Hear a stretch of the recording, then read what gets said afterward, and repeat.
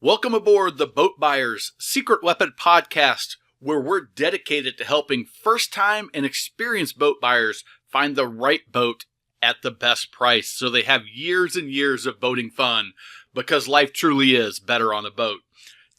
We're sponsored by Boat Buyers Secret Weapon Toolkit.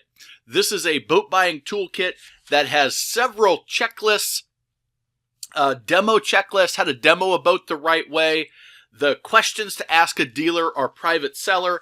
There is also a great checklist in that for researching a pre-owned boat, a used boat, as well as a tool to help you on the trade research to determine what value your trade will be. And there's a couple other cool things in there. You can get that for free if you go to boatbuyerssecretweapon.com, and you will see the button for the free toolkit that you can get instant access to right there. So today we're going to talk about, this is going to be a quick episode, we're going to talk about choosing the right horsepower for pontoons and tri-toons. And I'm going to give you some advice to help ensure that you avoid one of the biggest mistakes that pontoon buyers make, new and used pontoon buyers make, when they're selecting the horsepower for the boat that they're searching for.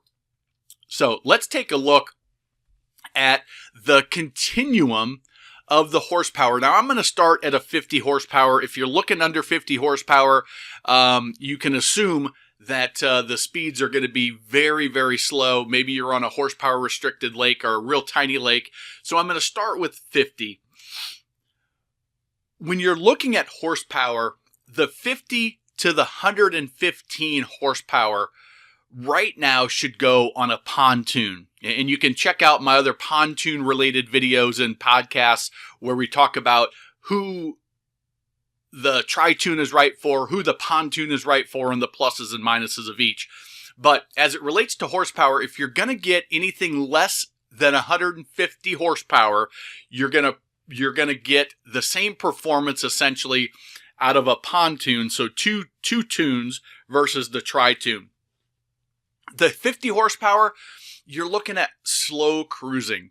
A 50 horsepower on a 20-foot pontoon with 4 people on the boat is going to cruise 15 to 18 miles an hour, maybe if the wind's just right and it's a perfect day on the water. You may hit 20 miles an hour if everything is going in your favor, but it's going to be a nice slow cruise, and that's going to be at a wide open throttle as you're hitting that 20 miles an hour at the top end, more like 18.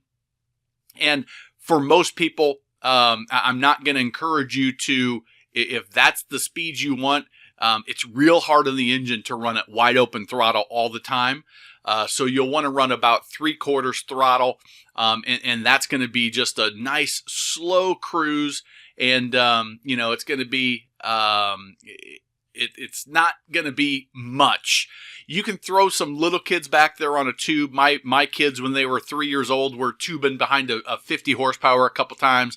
They had a ball, but as you get a little bit older, there's not as much speed there, and the kids can get bored. When you move up to the 90, you're going to jump up speed a little bit, and you're going to be able to do some slow tubing with the kids. Maybe you're going to be in the low 20 at the top end speed, and your cruising speed is going to be in the mid to high teens, which is great. The kids will love it up to a certain age, till 10, 11, 12 years old, and then they'll start getting bored with that as well. The smaller kids will be able to do a little bit of skiing and some wakeboarding.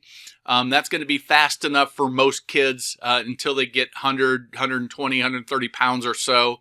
And then they're going to start struggling getting up behind that setup on a pontoon. The 115 is going to add some extra torque for you on most of the outboards.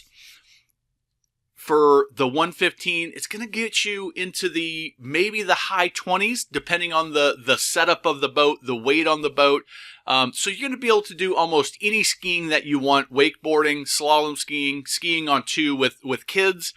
And that's going to be the point where, if you're looking for more speed than that, if you want to get out of the 20s and into the 30s, then you're going to need to move up to the Tri-Toon packaged with a 150. What happens is if you put a 150 on a pontoon, you don't quite get the total speed out of the pontoon because you don't have that extra buoyancy. You can go watch the other video on that and understand that. But the Tri-Toon with the 150, I'm over 200 pounds, and I've slalom skied behind a Tri-Toon with a 150.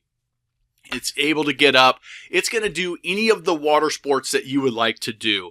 That setup is gonna be a very practical and value setup for a Tri-Toon for people that want to do water sports. They want to have some speed. You're going to top out probably around 30, 32, 33, 35, maybe on the very, very high end, depending on how it's propped, how much weight's on the boat. But that's going to be enough to do most any water sport that you want with a couple people on the boat.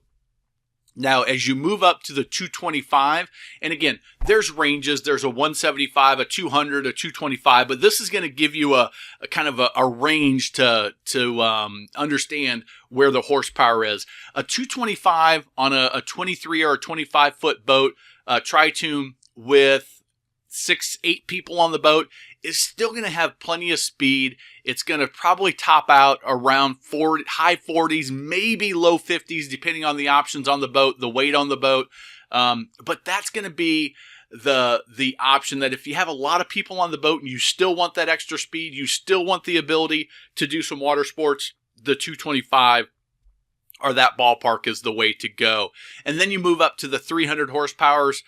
In the bigger ones, as they're building them bigger and bigger every year, that's going to be as fast as most other boats are faster that are on the water. So that 300 horse is gonna run your pontoon, low to mid 50s maybe, depending on the options, depending on the weight on the boat, depending on the conditions. But that's going to be about as fast as most bow riders or deck boats. And then you move into the twin engines with the twin 225s, the twin 300s. You're looking because it's awesome, because it's badass is why you're looking that direction. And if that's what gets you excited and that fits your budget, then absolutely go that direction. You're getting a boat for the fun of it. You're getting the boat because you want to be proud of it. So get what you want, but also understand, get what fits your budget and get what fits your style and what you want to do on the boat. So hopefully this was very valuable. Again, I appreciate you joining us. You can go check out that Boat Buyer's Toolkit. It's the Boat Buyer's Secret Weapon Toolkit. You can get that for free. Download it at boatbuyerssecretweapon.com, and there will be a button there that you can click on, and you can get that emailed to you for instant access. So thank you very much, and we will talk to you on the next episode.